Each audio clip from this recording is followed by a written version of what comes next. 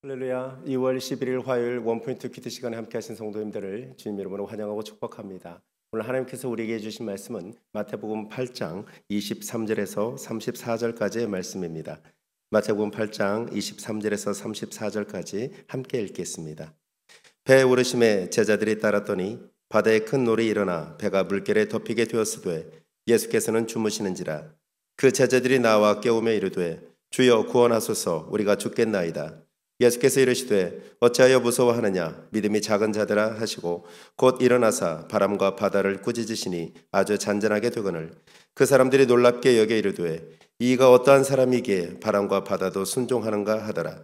또 예수께서 건너편 가다라 지방에 가심에 귀신 들린 자 둘이 무덤 사이에서 나와 예수를 만나니 그들은 몹시 사나워 아무도 그 길로 지나갈 수 없을 지경이더라. 이에 그들이 소리질러 이르되 하나님의 아들이여, 우리가 당신과 무슨 상관이 있나이까?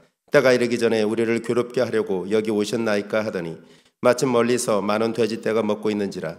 귀신들이 예수께 간구하여 이르되 만일 우리를 쫓아내시려면 돼지떼에 들여보내 주소서 하니 그들에게 가라 하시니 귀신들이 나와서 돼지에게로 들어가는지라.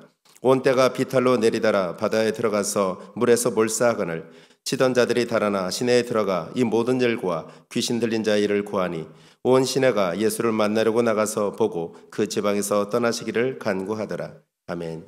이 시간 모든 것을 이기시는 주를 따라라는 제목으로 담임 목사님께서 큐티 인도해 주시겠습니다. 할렐루야. 2월 11일 오늘 마태복음 8장 23절에서 34절까지 말씀입니다. 오늘 표제어가 모든 것을 이기시는 주를 따라가자, 이런 표제를 붙였는데요. 오늘 예수님을 정말 따라갈 때 여러분 예기치 않는 것이 우리에게 올 수 있습니다. 근데 이것이 일종의 테스트 시험이라고 말씀했어요. 예수님은 특별히 갈릴리 바다를 중심으로 움직이면서 많은 시험들을 하죠. 그 중에서 제자들에게 얘들아 저편으로 건너가자. 저편에도 의미가 있지만 건너가는 것에도 상당한 의미를 두고 가자고 합니다. 일단 인간은 물에 들어가면, 인간은 물에 빠지면, 수영하지 못하면 물은 우리의 호흡기를 점거해서 숨지게 만듭니다. 그러므로 물에 빠지는 건 두려움이요, 바다는 공포의 하나의 모습으로 다가오게 돼 있어요. 그 가운데 어부들도 굉장히 두려워하는 것은 풍랑입니다. 위에서부터 아래로 내리치는 냉기와 아래로에서 위로 올라가는 이 난기류가 함께 결합되면서부터 이 갈릴리 호숫가는 때가 되면 큰 풍랑이 일어나요. 자, 오늘 본문에도 그런 풍랑의 장면에 예수님이 그 갈릴리 바다를 향하여 건너가자라고 말씀을 하신다는 사실입니다. 23절에 보시면 배에 오르심에 제자들이 따랐더니 바다가 큰 놀이 일어나 배가 물결에 덮이게 되었으되 예수께서는 주무시는지라. 자, 오늘 마태복음 8장은 아마 간단하게 이렇게 나와 있습니다만은 사실은 마가복음 4장을 보면 날이 저물매 얘들아 우리가 저편으로 건너가자 하는 말이 있어요. 그래서 제자들이 노를 저 건너갑니다. 다른 배들도 함께 따라갔다는 말도 있어요. 왜요? 예수님이 고전에 이렇게 많은 귀신을 내어 쫓고 병자를 고치고 수많은 이적을 행했기 때문에 이들에게 바다는 그렇게 크게 보이지 않았어요. 예수님이 크게 보였을 뿐이지. 그래서 그분이 명령하는 명령에 희망을 안고 함께 출항을 했는데 오늘 보시면은 큰 놀이 일어나 배가 물결에 덮이게 되었을 때 이때부터 현실, 소위 이른바 현타가 온 거예요. 그 제자들이 나와 깨우며 이르되 주여 구원하소서, 우리가 죽겠나이다. 순식간에 예수님이 커졌던 예수님이 갈릴리 바다에서는 스스로 피곤도 못 이기고 주무시는 예수님, 풍랑 앞에서는 무기력한 예수님, 우리가 잘못 봤구나 하면서 주님을 깨우면서 비명을 지르는 겁니다. 자, 그럴 때 26절에 보니까 예수께서 이르시되 어찌하여 무서워하느냐, 믿음이 작은 자들아 하시고 곧 일어나사 바람과 바다를 꾸짖으시니 아주 잔잔하여 지거늘. 믿음이 작다고 말했어요. 그러면 주님은 내가 자고 풍랑은 난리를 쳐도 너희들은 두려워하지도 말고 찬송 부르면서 그럼에도 불구하고 건너갈 것이다, 건너갈 것이다, 주 안에 있는 나에게 땅 근심이 있으랴, 뭐 이런 찬송 부르면서 버티라는 겁니다. 믿음이죠, 그게. 노를 저어라, 물결을 향하여 조금 더 전진이 안 돼도 주여 주여. 어느 순간에 하나님은 기적 같은 방법으로 건너편에 와 있게 할 수 있는 거죠. 믿음은 주님의 말씀을 믿는 겁니다. 얘들아, 저편으로 건너가자 말씀했잖아요. 지금 이 말씀은 여러분 이사야 말씀을 이루고 오늘 귀신을 내어 쫓고 오늘 열병을 고치고 중풍병을 고치고 문득병을 고치고 있지 않습니까? 죄를 이기는 건 말씀을 듣는 데서 오는 겁니다. 하나님은 우리 속의 죄와 허물은 주의 말씀으로 거룩해진다고 말했어요.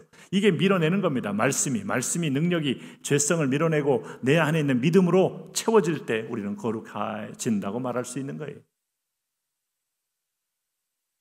여기 27절에 그 사람들이 놀랍게 여겨 이르되 이가 어떠한 사람이기에. 자, 여기서 이제 어떠한 사람인 것은 우리 인생 평생 동안 주님을 만나야 돼요.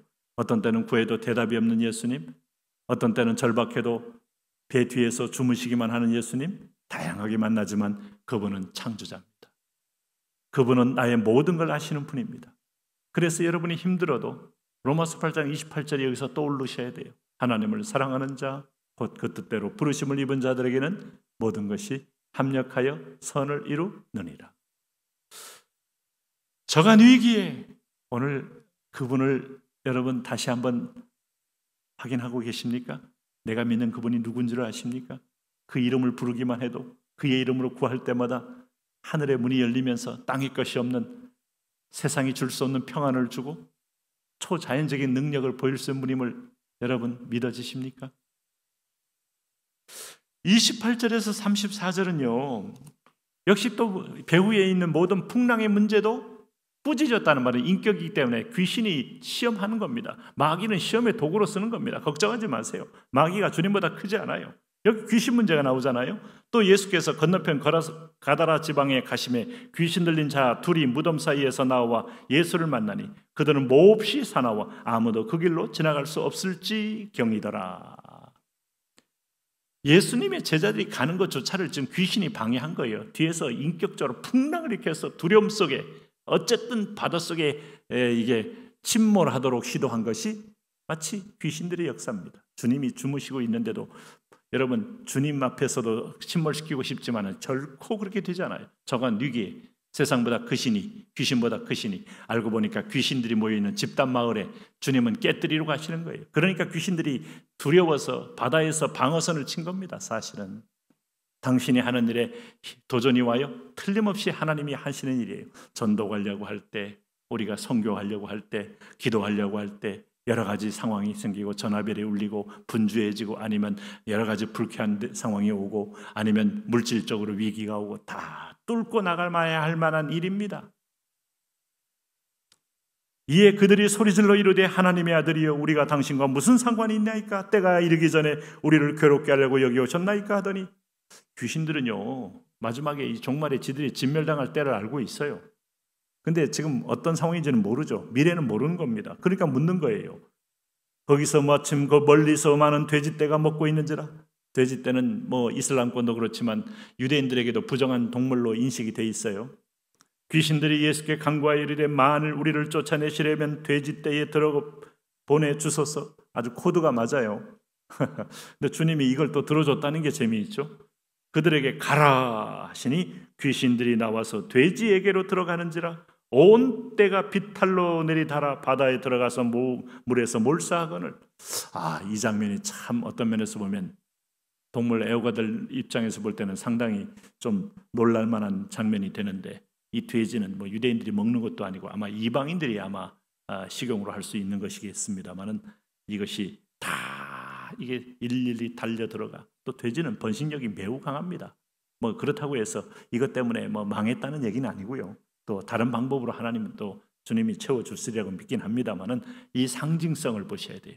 네, 오늘 그럼 귀신들도 돼지에게도 들어갈 수 있고 개에게도 들어갈 수 있고 동물도 틈탈 수 있다는 사실을 우리가 확인할 수 있어요. 여러분 이슬람권에 가면 이 개들을 또 부정하게 보는데 개들 중에 이상하게 미쳐날치고 약간 이 맛이 간 개들이 보는데 귀신이 역사하는 개들 있습니다. 귀티하다가 무슨 뭐 야화가 됐습니다만은 그래서 이 귀신은요 우는 사자와 같이 자기가 거할 자리를 찾는데 습한 곳에 있기도 하고 아주 가라한 곳에 있기도 하고 그러다가 짐승에게 틈을 타다가 그 다음에 결국 짐승은 영적 존재가 아니잖아요. 얼마나 집이 불편하겠어요. 사람이 영적 존재에게 들어오려고 그렇게 길을 쓰는 거예요. 이 똑같은 것은요, 편안함이 있거든요. 귀신도 영적 존재고 사람도 영적 존재고, 네? 그래서 정신을 번쩍 차리고 오늘 귀신이 어느 상황으로 코드를 타고 나를 시험하고 엿보는지를 분별하면서 우리가 날마다 보혈의 옷을 입어야죠. 치던 자들이 달아나 시내에 들어가 이 모든 일과 귀신 들린 자의 일을 고하니 온 시내가 예수를 만나려고 나가서 보고 그 지방에서 떠나시기를 간구하다. 이제 두려움으로 변했어요. 예수님은 우리에게 물리적인 유익 또 물질적인 유익만 주는 분이 아니에요. 영적인 고도의 여러분 어둠의 세력을 깨뜨리는 분인데 그것까지도 아멘 해야죠. 한 서기관이 따라오면서도 그것도 보면서 이것이 하나님이 회복시키는 창조적 세계구나. 이것이 하나님의 손길이구나. 보셔야죠. 하나님, 주님 가는 길에 오늘 우리가 진정한 질서를 확인하고 공감하며 동행케 하여 주옵소서. 예수님 이름으로 기도합니다. 아멘.